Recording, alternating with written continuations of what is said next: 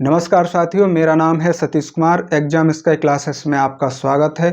आज हम पढ़ने वाले हैं हिंदी का मोस्ट इम्पोर्टेंट चैप्टर, जिसका नाम है समास। समास हमारे कॉम्पिटिटिव एग्जाम्स के लिए बहुत ही महत्वपूर्ण टॉपिक है और कई तरह से, कई प्रकार से, कई प्रश्न ऐसे होते हैं जिनकी वजह से बच्चे एग्जाम में कंफ्यूज हो जाते हैं कि इसको पहचाने कैसे। सारे ही ऑप्शन एक जैसे लग रहे हैं, कहीं इसमें ये वाला समास तो नहीं, या कहीं इसमें ये वाला समास तो नहीं लगेगा। तो इन सारे डाउट को आज हम क्लियर करते हुए चलेंगे और इस तरीके से आप आज समास पढ़ेंगे और सीखेंगे कि आप इसे फिर कभी नहीं भूलने वाले हैं। ठीक है ना। तो हम आज ये नहीं करेंगे कि ये समास है और इस तरीके से क्या कारण है, इसमें क्या दिक्कतें आती हैं, हम पहले उस पर बात करेंगे। ठीक है ना। और टॉपिक को हम पढ़ें, सीखें और समझें, उससे पहले हम इसकी परेशानियों के बारे में बात कर लेते हैं कि सबसे ज़्यादा बच्चों को कहाँ पर डाउट होता है और बच्चों को कहाँ पर सबसे ज़्यादा एग्जाम में तकलीफ आती है। ठीक है, क्या चीज़ समझने में वो परेशान होते हैं। तो पहला है अव्ययी भाव समास। तो एक तो इसमें दिक्कत आती है बच्चों को पहचानने में। तो ये सबसे आसान है, जितने भी समास हैं सभी में सबसे अच्छा आसान समास यही है, अव्ययी भाव समास। इसे हम सीखेंगे। दूसरी समस्या आती है कि अगर एक शब्द है चतुर्भुज, अगर ये शब्द आ जाए तो बच्चे परेशान हो जाते हैं। ये सोचते हैं कि इसमें द्विगु समास है या कर्मधारय समास है या फिर बहुब्रीहि समास है, इसमें कौन सा है। क्योंकि हमको तो पढ़ाया गया है कि अगर ये चार हैं जिसकी भुजाएं, तो बहुब्रीहि में चला जाएगा। चार भुजाओं वाला है जो, अगर ये कह दिया तो कर्मधारय में चला जाएगा। लेकिन यहाँ चतुर शब्द आ रहा है तो ये द्विगु में भी चला जाएगा, क्योंकि संख्यावाचक शब्द है चतुर, जो चार को इंडिकेट कर रहा है। तो इसको कहाँ रखना है। इस तरह के बहुत सारे शब्द हैं जहाँ आपको परेशानी आती है। एक शब्द है जैसे कमल नयन, कमल नयन। तो यहाँ पर भी बच्चे कंफ्यूज हो जाते हैं कि इसको कर्मधारय में रखें या फिर बहुब्रीहि में रखें, है ना। जो जरूरी चीज़ें होंगी मैं वो लिखता चला जाऊंगा और जो नहीं लिखूंगा, मैं बोल रहा हूँ तो आप उन्हें नोट कर सकते हैं। अव्ययी भाव समास। ठीक है, चलो अव्ययी भाव समास क्या होता है तो इसकी परिभाषा देख लेते हैं। जिस पद में पहला पद अव्यय हो, पहला पद क्या हो, मैं पॉइंट में लिख देता हूं। पहला पद अव्यय हो, साथ में क्या हो, साथ में वो उपसर्ग भी हो। उपसर्ग भी हो सकता है, क्योंकि ज्यादातर जो अव्ययी भाव समास में शब्द जुड़ते हैं और दूसरे शब्द से मिलते हैं तो वो उपसर्ग ही होते हैं और अव्यय भी होते हैं, अव्यय प्लस उपसर्ग होते हैं। और तीसरी बात आप लिख लीजिए कि इसका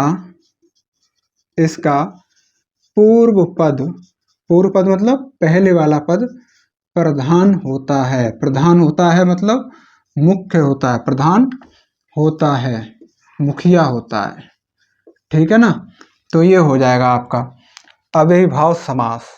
जिस समास का पहला पद प्रधान हो, पहला पद अव्यय हो और वो उपसर्ग हो, वहां पर क्या होता है, अव्ययी भाव समास होता है। दूसरी बात, जब इसका शब्द बन जाता है, समास बन जाता है दो शब्दों से मिलकर, एक पहला वाला एक बाद वाला, तो वो पूरा जो समस्त पद होता है वो भी फिर अव्यय की तरह कार्य करता है। उसका जो असर होता है, जो उसका अर्थ होता है, वो भी अव्यय की तरह ही होता है। ठीक है, देख लेते हैं। जैसे मैंने लिखा प्रति प्लस दिन, प्लस का चिन्ह धन भी बोल सकते हैं हिंदी में बोले तो, प्रतिदिन। तो ये क्या हो जाएगा समास होने पर, प्रतिदिन। ठीक है ना।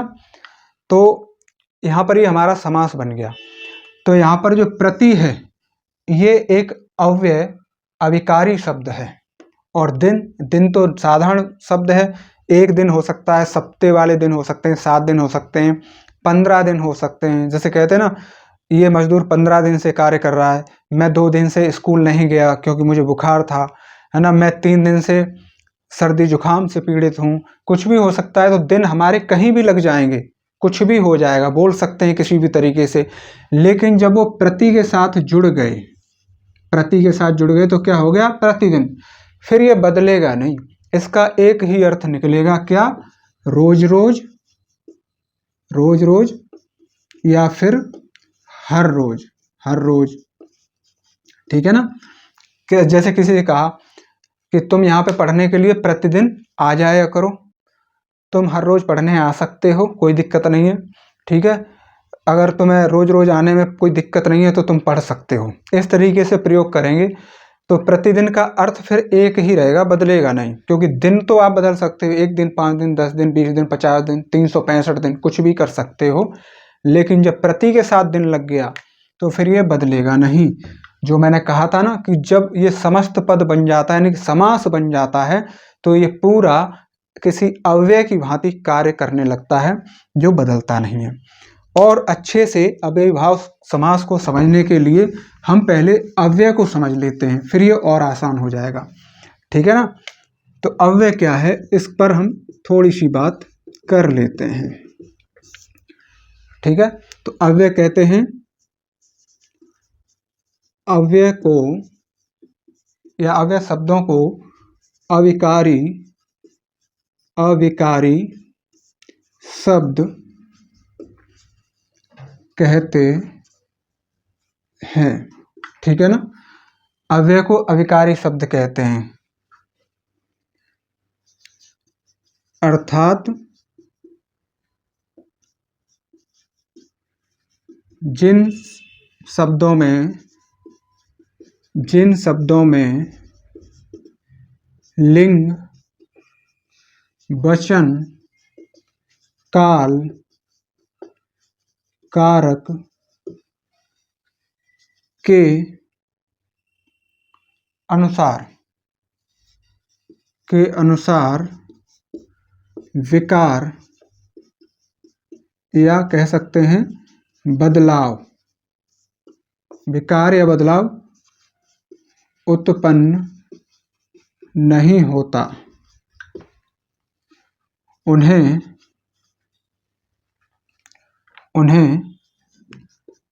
अविकारी शब्द कहते हैं।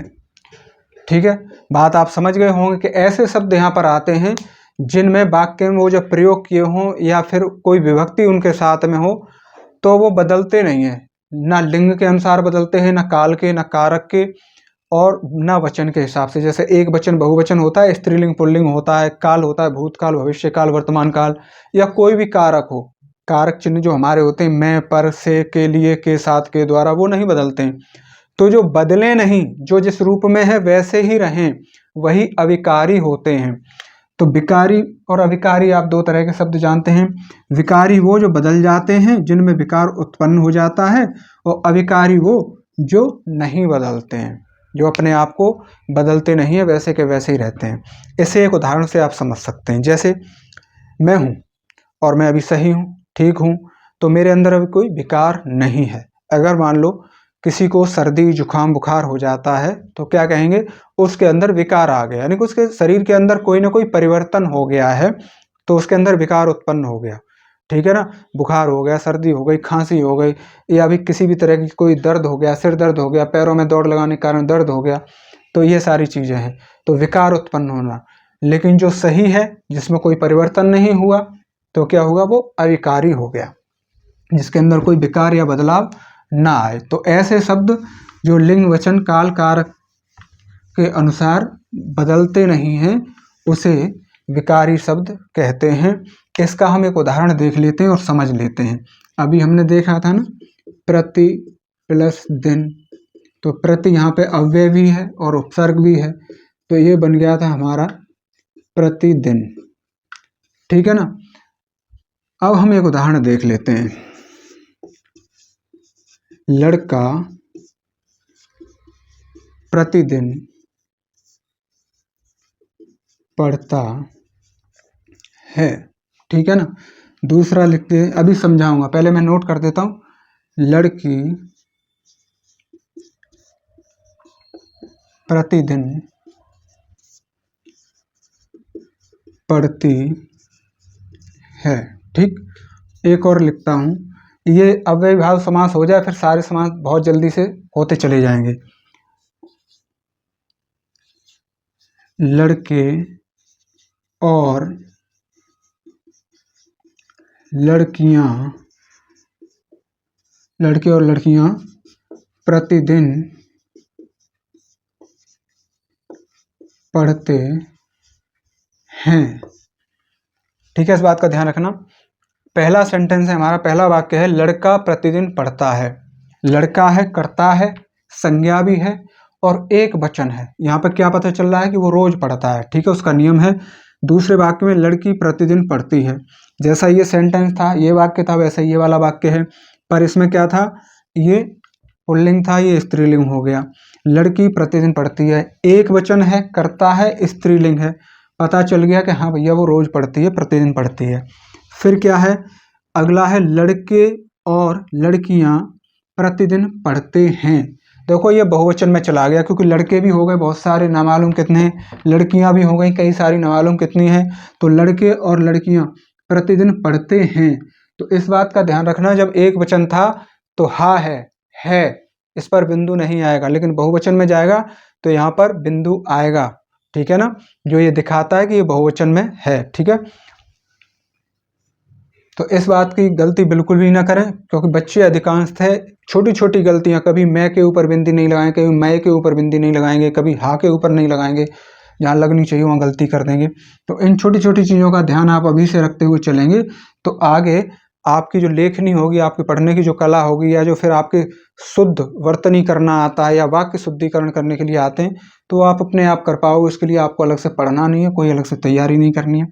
तो देखो यहाँ पे एक वचन था, कर्ता था, पुल्लिंग था, यहाँ पे एक वचन है और स्त्रीलिंग है, कर्ता है, यहाँ पढ़ रहा है, यहाँ भी प्रतिदिन पढ़ रहा है, कोई दिक्कत नहीं। यहाँ पे बहुवचन में हो गए, लड़के और लड़कियां भी हो गए, बहुवचन में चला गया, स्त्रीलिंग पुल्लिंग भी हो गया, पढ़ते हैं बहुवचन में चला गया। लेकिन अब देखो, क्या एक शब्द है हमारा जो नहीं बदला किसी भी हिसाब से, तो मैं वही कह रहा था, जो लिंग वचन काल कारक के अनुसार नहीं बदले वही क्या होता है, हमारा अव्यय होता है, और वही हमारा अव्ययीभाव समास भी होता है। तो प्रतिदिन बदला, प्रतिदिन बदला, प्रतिदिन बदला, नहीं बदला। जब ये नहीं बदला तो बस यही है इसका मतलब कि जो अव्ययीभाव समास बन जाता है तो समस्त पद जो बनता है वो भी किसी अव्यय की भांति कार्य करता है।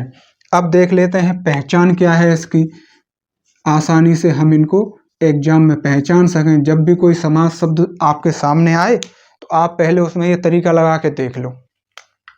तो देखते हैं क्या हो सकता है, क्या क्या शब्द मिलते हैं। अनु, आ, प्रति, भर, यथा, हर, और भी होते हैं बहुत सारे, मैं कुछ लिख दे रहा हूँ। बे, ब, और होता है निर और निश, इस तरह के, ये हलंत है, निर और ये हलंत, इस तरीके से। अनु, आ, प्रति, भर, यथा, हर, बे, व, निर, निश, इस तरह के शब्द आते हैं इससे पहले पद में, और ये क्या होते हैं, ये अव्ययी शब्द हैं। देख लेते हैं इसके कुछ उदाहरण, जैसे कि आ प्लस जीवन, तो इसका समास होने पर बन जाएगा आजीवन। ठीक है ना, और ये इसका अर्थ क्या निकलेगा, जीवन भर, जीवन पर्यंत, और जब तक जीवन है तब तक, और जीवन भर भी हो जाएगा। और उसके बाद में अगला देखते हैं, आ प्लस मरण, आमरण, आमरण, इसका क्या हो जाएगा, मरने तक या मृत्यु होने तक, मृत्यु होने तक। एक देख लेते हैं, भर प्लस पेट, एक देख लेते हैं भर प्लस कश, कहते हैं ना भर कस कोशिश करो, कोशिश भर के, तो इसका हो जाएगा भर पेट और इसका हो जाएगा भरकस, कि मैंने भरकस कोशिश की है, मैंने भरकस प्रयास किया है इस काम को करने का। इस तरीके से ये बनेंगे। और भी इसमें होता है, आगे देख लेते हैं कुछ और उदाहरण। ठीक है, जैसे हमारा होता है यथा प्लस शक्ति, इसका बन जाएगा यथा शक्ति, समास होने पर शक्ति। ठीक है ना, तो इसका अर्थ होता है शक्ति के अनुसार या शक्ति के अनुरूप या जैसी शक्ति हो, जैसी शक्ति हो या फिर शक्ति के अनुसार। ठीक है ना, आप इन्हें नोट कर सकते हैं। एक होता है यथाशक्ति, एक होता है यथा सामर्थ्य। तो इस तरीके से हमारे ये शब्द आते हैं। एक और शब्द होते हैं जो हमारे अव्ययीभाव समास के अंदर आते हैं, जहां पर शब्द की दुरुक्ति हो या पुनरुक्ति। पुनरुक्ति मतलब एक ही शब्द बार बार आना। गली प्लस गली, इसका हो जाएगा प्रत्येक गली, यानी कि हर एक गली में। यानी कह सकते हैं कि जैसे किसी चीज का प्रचार हो रहा है तो गली गली जाके प्रचार करना, या प्रत्येक गली में जाके प्रचार करना, या हर एक गली में जाना प्रचार करने के लिए, कोई गली छूटनी नहीं चाहिए। एक होता है रात प्लस रात, तो क्या हो जाएगा रातों रात, तो इसका मतलब क्या होगा रात ही रात में। जैसे सुना होगा ना, आपने पढ़ा भी होगा, लोग बातें करते हैं कि रे आज तो गांव में चोर आ गए थे, उन्होंने रात ही रात में, रातों रात चोरी हो गई, पता ही नहीं चला। इस तरीके से एक होता है, तो इसका हो जाएगा हाथों हाथ, है ना, तो हाथ ही हाथ में। इसका अर्थ देख लेंगे एक वाक्य में कि जो राहत सामग्री सरकार ने भेजी थी वो पहुंचते ही लोगों में हाथों हाथ बट गई या हाथों हाथ वितरित हो गई। साफ साफ बहुत होते हैं, साफ साफ। ठीक है, तो इसका हो जाएगा साफ साफ, तो बाद और साफ के बाद साफ, ऐसे कर लो। ठीक है ना, और एक होगा धीरे,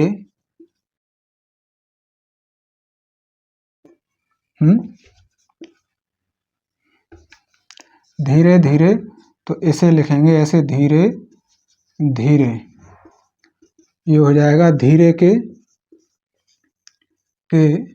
बाद धीरे। तो कहते हैं ना कि साफ साफ कहो क्या बात है, यानी कि बिल्कुल साफ कहो, उसमें कोई भी झूठ नहीं होना चाहिए, कोई भी छिपाव नहीं होना चाहिए। साफ के बाद और साफ, बिल्कुल साफ। धीरे धीरे, धीरे धीरे, तो धीरे के बाद धीरे, धीरे